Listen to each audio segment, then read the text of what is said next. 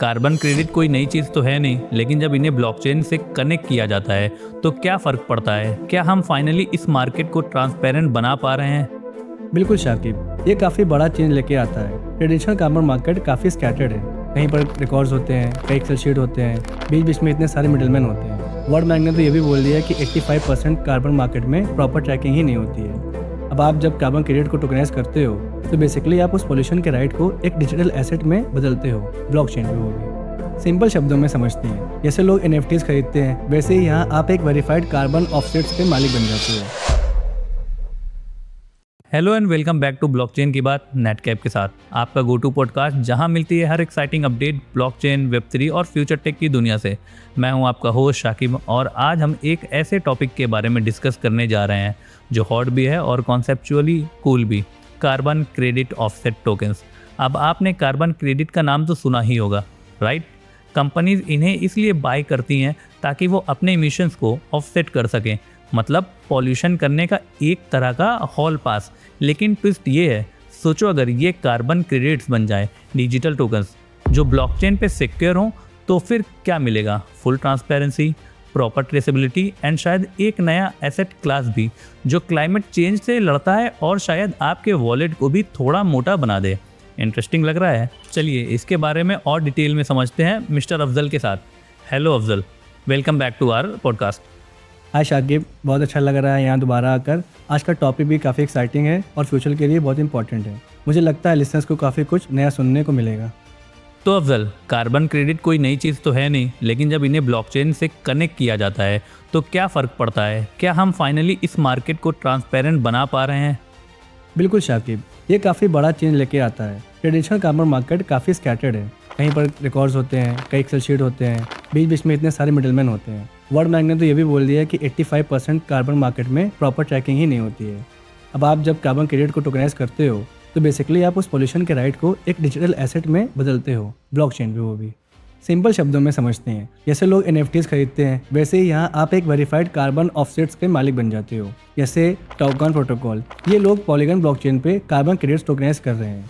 तब कोई भी यहाँ पे आके रियल टाइम में देख सकता है कि वो क्रेडिट कहाँ से आया है, किसने यूज़ किया है और कब रिटायर हुआ। ना कोई मिडलमैन, ना कोई हिडन डील, सब कुछ क्लियर और ट्रांसपेरेंट। सच में? मतलब अगर मैं अपने नए स्नीकर पे लगे QR कोड को स्कैन करूं तो मैं चेक कर सकता हूं कि उसका कार्बन क्रेडिट लेजिट है या नहीं?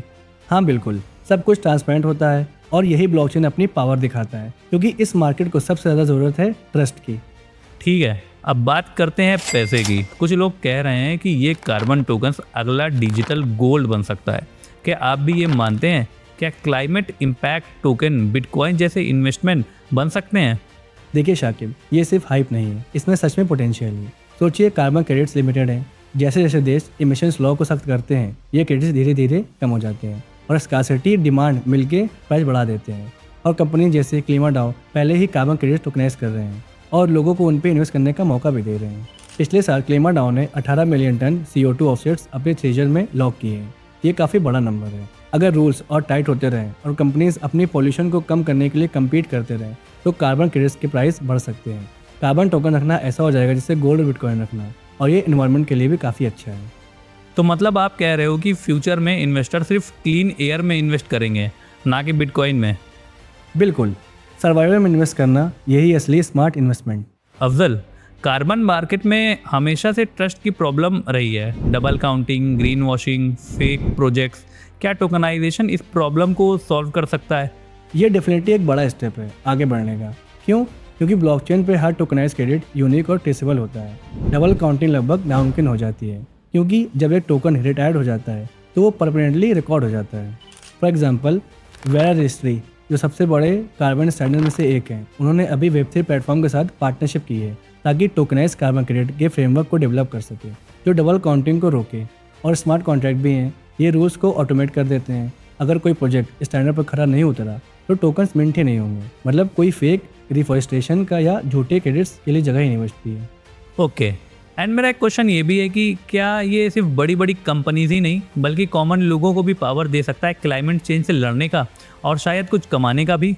बिल्कुल, ये सबसे मज़ेदार बात है। पहले सिर्फ बड़ी कंपनीज ही कार्बन ऑफसेट खरीदती थी, अब टोकनाइज क्रेडिट से सबके लिए एक्सेसिबल हो गई है। सोचिए, आप, मैं या कोई भी सीधे प्लेटफॉर्म जैसे C3 या फ्लो कार्बन से कार्बन टोकन खरीद सकते हैं, अपना कार्बन फुटप्रिंट ऑफसेट कर सकते हैं और साथ ही एक एसेट में इन्वेस्ट भी कर सकते हैं। और कुछ प्रोजेक्ट जो हैं स्टेकिंग पर यील्ड भी देते हैं, मतलब डिफाई और क्लाइमेट दोनों का ये कॉम्बिनेशन है। आप टोकन्स को लॉक करो, रिटर्न कमाओ और रियल वर्ल्ड ग्रीन प्रोजेक्ट में फंड भी करो, जैसे reforestation, renewable energy, mangrove restoration, बहुत सारे पॉसिबिलिटीज़ हैं यहाँ पे। मतलब आप कह रहे हो कि मैं अपनी नेक्स्ट फ्लाइट का कार्बन ऑफसेट करके पैसिव इनकम भी अर्न कर सकता हूँ। बिल्कुल, आप प्लान बचाइए और साथ ही प्रॉफिट भी कमाइए। ठीक है, लेकिन मेरा एक क्वेश्चन है, कैसे रोके कि ये सिर्फ एक और क्रिप्टो स्कैम ना बन जाए? कैसे ये पता चले कि एक टोकन सच में 1 टन कार्बन कम कर रहा है? बहुत अच्छा सवाल है। रिस्क बिल्कुल है। बिना वेरिफिकेशन के कुछ लोग सिस्टम गलत फ़ायदा उठा सकते हैं, इसलिए ज़रूरी है इंडिपेंडेंट वेरिफिकेशन और स्टैंडर्ड्स का, जैसे वेरा, गोल्ड स्टैंडर्ड और ICVCM, integrity council for the voluntary carbon market, ये काम कर रहे हैं ताकि सिर्फ रियल और सर्टिफाइड क्रेडिट्स टोकनाइज हों। नई टेक्नोलॉजीज़ भी आई हैं, IoT, sensor, satellites, tracking, AI, ये सब प्रोजेक्ट्स को वेरीफाई करने की मदद करती हैं। जैसे नोरी सैटेलाइट डेटा यूज़ करता है सॉइल में कार्बन आइसोलेशन कंफर्म करने के लिए, उसके बाद ही क्रेडिट इशू करते हैं। और रेगुलेशन भी आ रहे हैं, यूरोप का कार्बन बॉर्डर एडजस्टमेंट मैकेनिज्म और ऐसे रूल्स जो क्रिप्टो कार्बन प्रोजेक्ट को काफ़ी सफाई से काम करने में मजबूर कर देंगे, वरना मार्केट से बाहर हो जाएंगे। तो अच्छे प्रोजेक्ट्स बचें और स्कैम सामने ना जाए, बिल्कुल क्रिप्टो मार्केट जैसा। बिल्कुल, अब सर्वाइवल ऑफ द फिटेस्ट नहीं, survival of the most verified है। अफजल, ये बहुत ही अच्छा डिस्कशन था। कार्बन क्रेडिट का डिजिटल असेट्स में बदलना, ट्रांसपेरेंसी, प्रॉफिट का चांस और हर किसी के साथ ब्लॉकचेन फाइनली कुछ अच्छा कर रहा है। हाँ, ये पैसे, टेक्नोलॉजी और क्लाइमेट का परफेक्ट कॉम्बिनेशन है, लेकिन हर नए मार्केट की तरह शाकिब हमें सतर्क रहना होगा। बिल्कुल सही। चाहे आप क्रिप्टो के फ़ैन हो या क्लाइमेट के फाइटर, ये स्पेस ज़रूर देखना चाहिए। Thank you so much Afzal, and हमारे लिसनर्स का भी। अगर आपको ये एपिसोड वैल्यूएबल लगा हो तो ब्लॉकचेन की बात नेटकैप के साथ को फॉलो करना मत भूलिए। हम जल्द ही वापस आएंगे और ब्लॉकचेन एंड एमर्जिंग टेक के फ्यूचर के और भी डीप डाइव लेकर के। तब तक के लिए स्टे क्यूरियस, स्टे इन्फॉर्म्ड।